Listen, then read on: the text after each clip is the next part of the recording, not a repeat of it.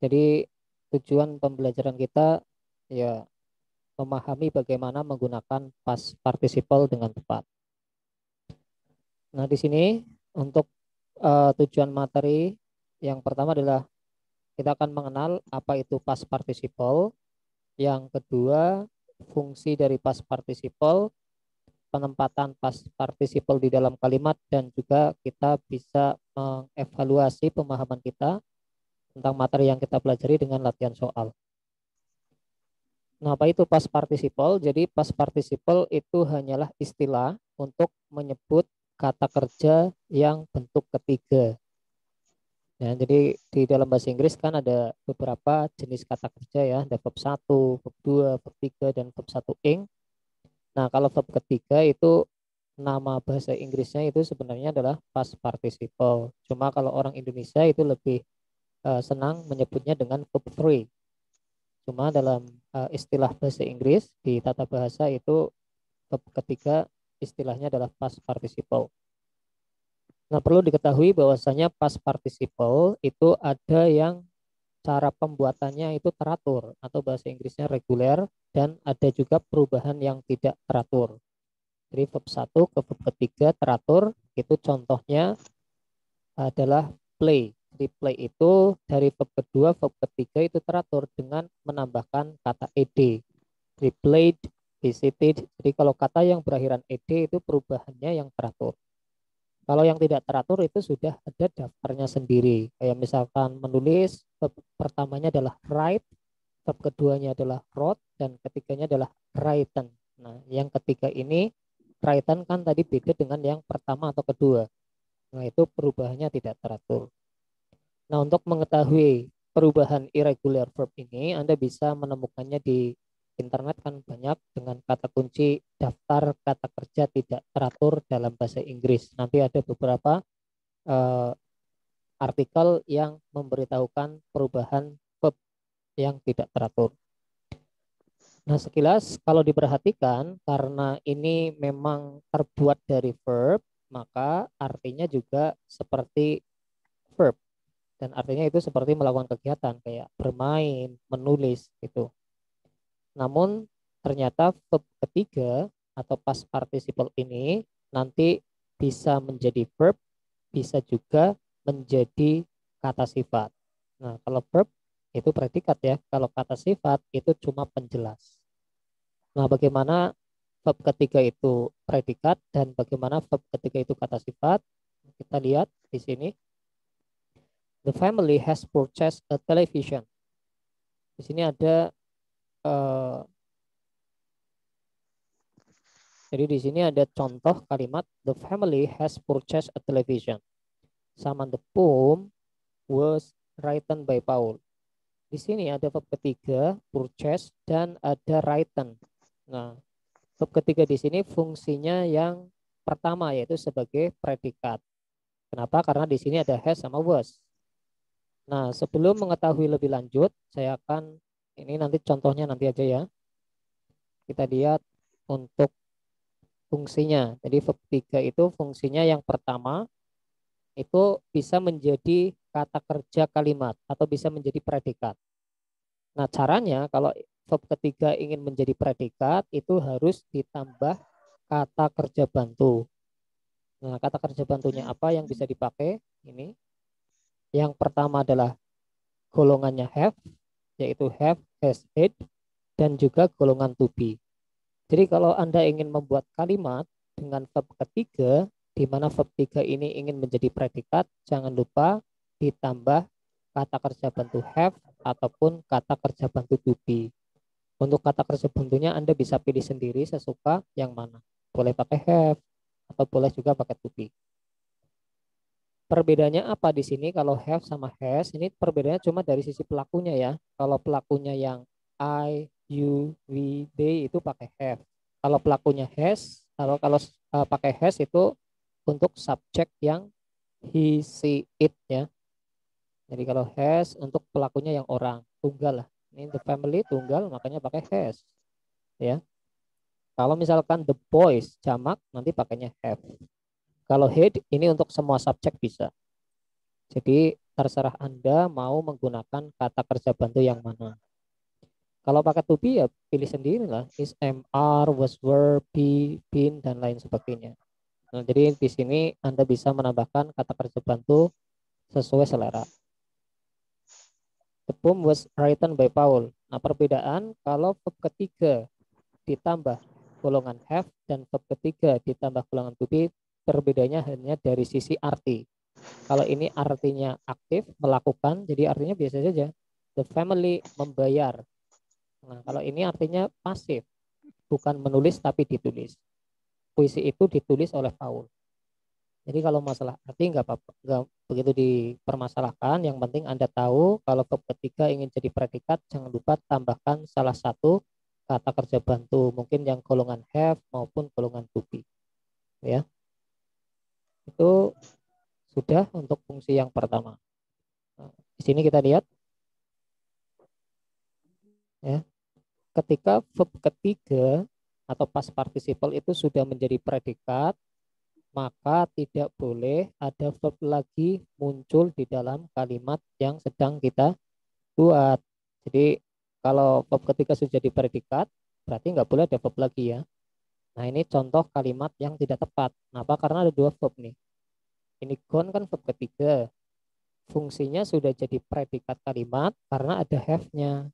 Berarti subjeknya they, predikatnya have gone. Ini cuma keterangan. Nah, di sini kok muncul kata kerja lagi, are, to be termasuk kata kerja, berarti ini tidak tepat, ya. Karena ada dua verb, have gone dan are. Gitu. Jadi nanti harus hati-hati. Nah, kita lihat tadi contohnya. Nah, ini contoh kalimat menggunakan verb ketiga sebagai predikat. Kenapa? Karena ada kata kerja bantunya, has. Ini juga sama, ada kata kerja bantunya was, gitu ya. Nah, itu fungsi yang pertama untuk past participle sebagai predikat kalimat. Silakan, mungkin ada pertanyaan.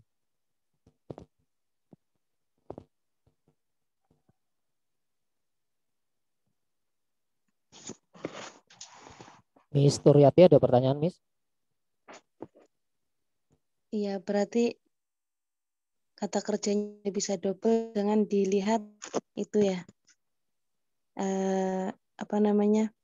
Kalau misalnya yang awal sudah memakai verb 3 Iya, ketemu to be lagi, berarti itu yang salah ya karena double itu ya. iya betul sekali. Contohnya yang are itu. Oh, oh. Iya, jadi kita harus memperhatikan apakah verb ketiga itu sudah ada kata kerja bantunya atau belum. Nah, kalau misalkan verb ketiga sudah ada kata kerja bantunya, entah itu yang jenis have atau jenis to be, berarti itu sudah menjadi predikat. Jadi secara nggak langsung nanti di dalam kalimat tersebut tidak boleh muncul verb lagi. Nanti kalau muncul verb lagi berarti kata kerjanya ada dua. Satu kalimat kan nggak boleh ada dua kata kerja ya, seperti ini nggak bisa. Nah,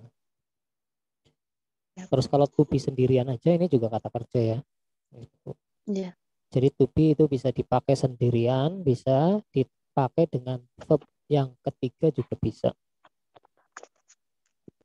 Nah, Ya. coba sekarang Miss Turyati sebutkan verb ketiga, terserah mau yang pakai ed boleh, mau yang tidak teratur juga boleh. Sebutkan aja verb ketiga yang sudah pernah dihafal mungkin dulu. Apa Miss Turyati coba sebutkan verb ketiga. Nanti kalau sudah tinggal membuat kalimat dengan verb ketiga. Ya. Bahasa Inggrisnya melihat apa Miss Turyati?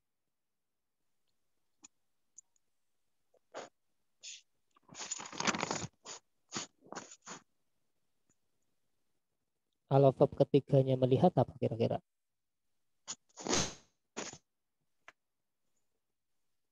Kalau melihat kan bahasa Inggrisnya see ya, see, see. Kalau verb keduanya apa kira-kira masih ingat nggak Miss? Keduanya melihat apa? verb kedua. Saw, S-A-W ya, itu verb kedua. Mm-mm. Kalau verb ketiga itu seen, S-E-E-N. Nah, Iya. coba sekarang Mister Yati membuat kalimat dengan kata kerja verb ketiga.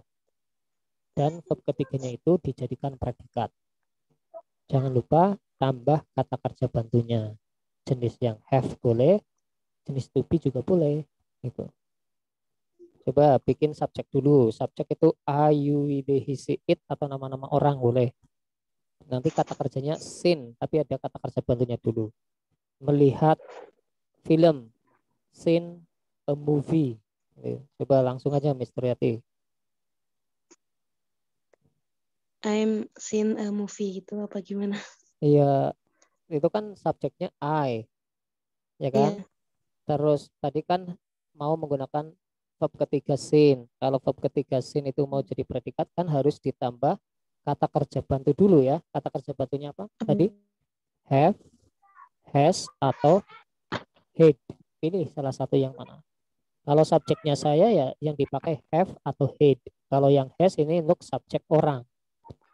Coba I I have ya melihat. Verb ketiga seen. seen a movie. Iya, I have seen a movie. Jadi pelakunya I, predikatnya have seen, objeknya a movie, gitu ya. Jadi ada verb tiga, di situ menjadi predikat. Oke, silakan yang lain. Mister Ibnu ada pertanyaan, Mister, untuk fungsi past participle sebagai predikat. Kenapa, Mister? Halo? Ada pertanyaan mungkin? Halo, Mister? Suara saya kedengaran? Halo? Ya, suaranya Mister ini kedengeran. Silakan mungkin ada Halo, pertanyaan. Mister? Halo?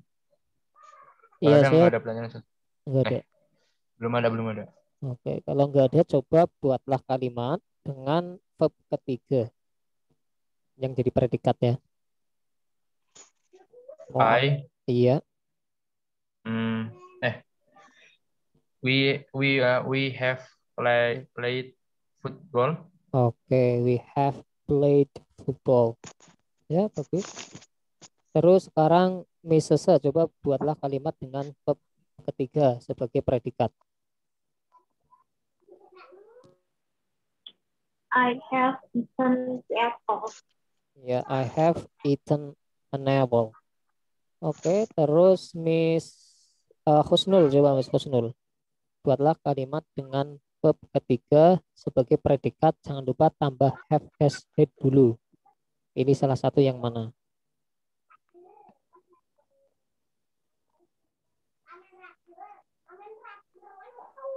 Pakai kata kerja bantu ya. Bisa. Iya, harus ada kata kerja bantunya kalau verb ketiga ingin jadi predikat.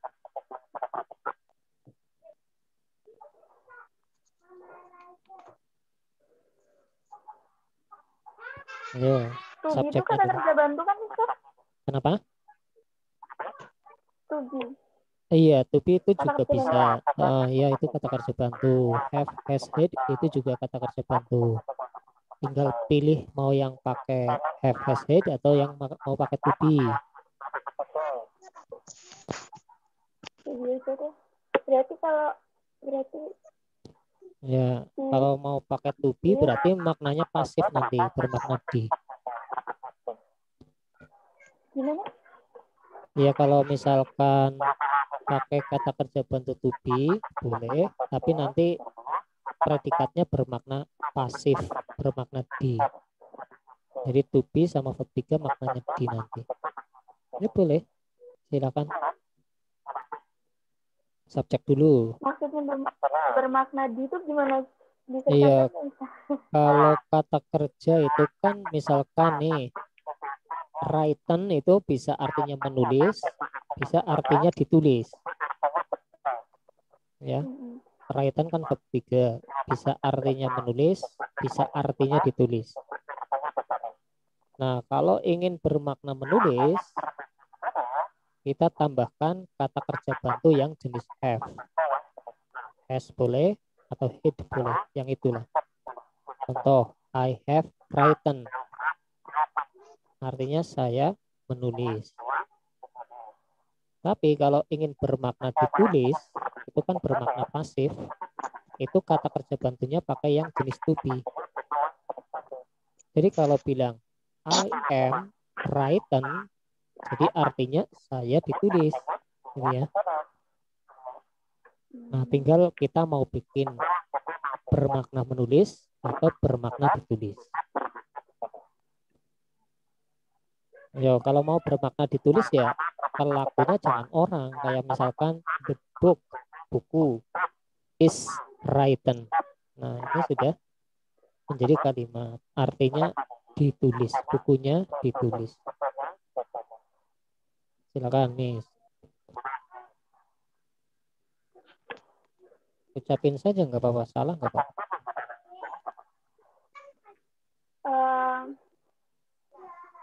Kalau ini Mister, kalau bedanya penggunaan has sama have itu apa?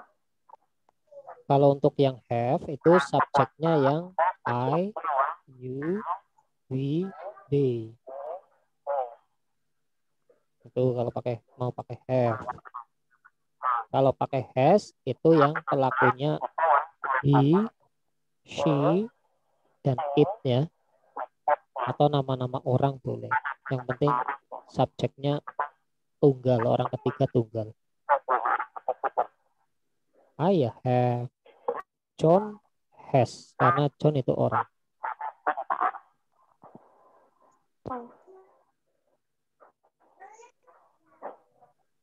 Kalau ini bisa si she has reading a book, masuk nggak? Ya itu ya kan kita lagi pakai verb Oh, ketiga. Kalau pakai yang reading verb. kan verb 1 ing. Pakai verb ketiga. Tapi kan read itu verb tiganya READ. Ketiganya READ kayaknya. Tuh. Kalau reading kan verb 1 ing ya, bukan verb berarti kalau ketiga. pakai verb 3 nggak ditambahin ing ya? Iya, verb 1 ing sama verb 3 kan beda jenis ya. Oh. Pakai verb ketiga. Jadinya I have. Verb ketiga dari membaca. Iya, I have read a book. Nah, kalau sulit ya pakai yang ed aja. Misalkan I have played football. Bisa. I have studied English. Itu juga bisa. Jadi kalau yang pakai ing itu kalau yang verb 1 ya misal. Kalau verb 1 ing itu kata kerja juga. Cuma kan itu kata kerja yang berbeda. Jadi verb itu kan ada 5. Verb 1. Verb 1 itu kata kerja dasar. Go. Verb 1. Verb 1 ada yang dikasih S. Goes. Itu verb 1 juga. Kalau mau pakai verb 1 langsung aja. I go. Gitu ya. Kalau verb kedua langsung. Misalkan I played football. Gitu ya. I played football. Kalau mau pakai verb ketiga, pakai have dulu atau to be dulu. I have played football. Nah, kalau mau pakai verb 1 ing, playing, gitu ya. Kasih to be. I am playing. Nah, jadi verb ing dan verb 1 ya beda jenis. Kan ada 5. Tinggal mau pakai verb yang nomor berapa. Gitu ya. Jadi verb 1 ing sama verb 1 itu beda ya. Ibaratnya verb 1 ing warna merah, verb 1 itu warna biru. Tapi kan masih satu kelas, yaitu nama-nama apa jenis-jenis warna. Ya. Apek kunangan di anak kono juga tulan. Ayo silakan. Berarti Mister kalau misalnya verb 1 itu kan nggak ketambahan to be, tapi kalau mau tambahin berarti harus tambah to be juga. Iya, kalau misalkan mau pakai verb 1 ing harus ditambah to be. Kalau misalkan mau pakai verb 1 ya nggak perlu ditambah to be, langsung pakai. Nah, jadi nanti Miss Husnul itu ini apa namanya? Cari di internet verb 1, verb 2, verb 3, verb 1 ing. Kan beda-beda ya. Verb 1 ini, verb 2 ini, verb 3 ini, verb 1 ing ini. Nah, kalau kita sedang belajar verb yang nomor 3, nah kan harus tahu bentuknya. Verb nomor 3 itu biasanya akhirannya ed. Atau juga ada yang tidak teratur, kayak misalkan written, seen. Nah, untuk mengetahui verb ketiga yang tidak teratur, tinggal dicari di internet dengan kata kunci kata kerja bahasa Inggris tidak teratur. Nah, nanti kan ada yang pertama, kedua, ketiga. Nah, yang ketiga itu yang namanya past participle. Jadi past participle itu verb yang nomor 3, gitu ya. Baik, jadi itu fungsi pertama dari verb yang nomor 3 ya. Nah, sekarang kita akan belajar fungsi yang kedua dari past participle, yaitu sebagai kata sifat. Kata sifat bahasa Inggrisnya adalah adjective. Ya. Berarti kita harus tahu fungsi kata sifat itu apa. Jadi ternyata verb ketiga yang ed itu tadi, atau yang written yang tidak teratur itu ternyata bisa menjadi kata sifat. Dan kata sifat fungsinya hanya sebagai pemanis kata benda atau penjelas kata benda. Nah, kapan verb ketiga itu adalah kata sifat? Ketika tidak ditambah kata kerja bantu yang have maupun yang jenis to be. Nah, jadi kalau Anda nulis kalimat I terus langsung verb 3, itu verb 3-nya cuma pemanis saja. Gitu ya. Berarti kalimatnya baru ada subjek. Tapi kalau misalkan Anda tambah have, Anda tambahkan to be, itu kalimatnya sudah berdiri. Jadi harus hati-hati ketika mau menggunakan verb ketiga, jangan lupa ditambah have atau ditambah to be. Kalau nggak ada have atau to be, ya nanti malah jadi kata sifat, cuma tambahan atau pemanis saja. Gitu ya. Nah, jadi ini fungsi yang kedua dari past participle. Nah, kita belajar meletakkannya ya. Karena fungsi kata sifat itu penjelas kata benda, berarti nanti diletakkan tidak jauh dari kata benda. Nah, kata benda itu kan bisa jadi subjek, bisa jadi objek. Nah, kita bisa menjelaskan subjek maupun objeknya dengan verb ketiga ini, dengan syarat tidak ada kata kerja bantu have ataupun to be-nya. Kita lihat di sini. Ini ada sebuah kalimat, an bill is very big. Ya. Is ini kata kerja asli. Berarti sebelumnya ini namanya subjek. Nah, kan ada 3 kata, 1, 2, 3. Yang menjadi subjek ya kata bendanya yang mana? Yang bill ini. Bill ini tagihan. Nah, sebelum bill ini ada verb ketiga tanpa to be, tanpa have. Karena letaknya sebelumnya subjek atau sebelumnya kata benda, ini yang fungsi past participle atau verb ketiga yang jadi kata sifat, pemanis saja. Siapa yang dijelaskan? Ini bill-nya. Nah, kalau kita sudah tahu ini cuma kata sifat, ya dibuang aja. Jadi kalimatnya sebenarnya cuma bill is very big. Tagihannya itu sangat besar, gitu ya. Nah, ini cara penempatan verb ketiga yang kata sifat. Yang pertama yaitu sebelum subjek. Kalau mau diletakkan setelah subjek bisa, tinggal tulis saja. A book ini adalah subjek. Ini kata benda di awal, subjek. Written by me, ini kan verb ketiga. Nggak ada to be, nggak ada have. Berarti ini bukan kata kerja, tapi fungsi yang kedua yaitu pemanis, kata sifat. Siapa yang dijelaskan? Ya sebelumnya. Nah, karena ini cuma pemanis, berarti kalimatnya harus berdiri. Di belakang harus ada kata kerja. Nah, is ini kata kerja. Jadi kalimatnya sebenarnya a book is a novel. Dijelaskan sama written by me. Ini artinya buku yang ditulis oleh saya itu adalah buku novel. Gitu ya. Kalau Anda tambahkan have di sini atau tambahkan to be di sini, kalimatnya nanti tidak tepat. Kenapa? Karena nanti ada 2 verb. Ya, kalau ditambah to be ini. Verb ketiga kalau ditambah to be sama have kan jadi predikat ya. Nah, jadi harus hati-hati, harus jeli melihat verb ketiga.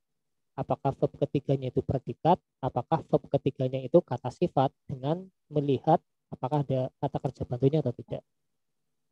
Nah, ini fungsi dan penempatan yang pertama, menjelaskan subjek dengan menempatkannya itu di sebelum atau setelah subjek. Nah, kalau sebelumnya subjek biasanya diapit oleh penanda kayak gini nih. The itu diapit. Ya, nanti lihat. Oke, sekarang penempatan yang lain, sebelum atau setelah objek. Jadi kata benda itu bisa jadi subjek, bisa jadi objek. Ini ada kalimat I have. Ini subjek, ini verb. Saya memiliki. Objeknya adalah bill. Sebelum bill ada ed. Nggak ada to be-nya, berarti ini kata sifat penjelas gitu. Gitu ya. Terus I bring a ball played by you. Ini I subjek, bring itu verb, a ball ini objek.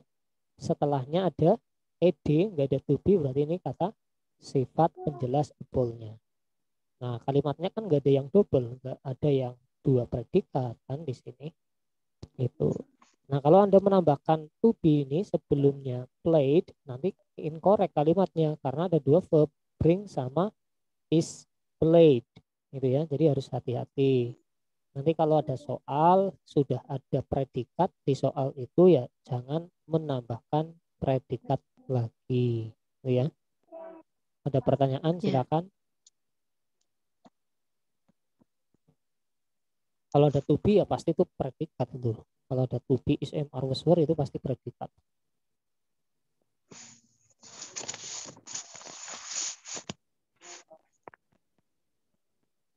Nah, silakan ada pertanyaan mungkin. Itu fungsi dari verb yang ketiga, namanya adalah past participle. Bisa jadi predikat kalau ditambahkan have, has, had atau to be. Bisa jadi kata sifat kalau tidak ada to be atau have-nya. Kalau ingin meletakkannya di mana? Misalkan verb ketiga itu kata sifat, bisa diletakkan sebelum atau setelah subjek atau sebelum atau setelah objek. Gitu ya. Nah, ini kita tambahan. Jadi ed itu kadang juga bisa verb kedua. Jadi ed itu bisa verb 2, bisa verb 3. Nah, berarti kita harus melihat perbedaannya dulu. Ya. Nah, perbedaan ed verb kedua dan ed verb 3. Ya. Tapi verb 3 yang kata sifat ya, kita belajarnya ini. Nah, kalau ed itu adalah verb kedua itu pasti predikat. Ini pasti predikat kalau verb kedua. Pertama, nah, subjeknya biasanya orang. Jadi kalau misalkan ada ed, pelakunya itu orang, biasanya ed itu adalah verb kedua. Kalau verb kedua ya itu pasti predikat. Contohnya ini, John played football. Subjek, ed, pelakunya orang, berarti ed-nya verb kedua. Verb 2 itu adalah predikat. Gitu ya. Itu ciri-ciri pertama. Terus ciri-ciri kedua, ed itu verb kedua adalah makna kata kerjanya aktif. Aktif itu melakukan kegiatan. Jadi kalau kata kerjanya bermakna melakukan kegiatan, gitu ya, berarti itu verb kedua. Contoh, I visited you. Saya mengunjungi kamu. Ini bermakna aktif. Berarti ini verb kedua. Ya.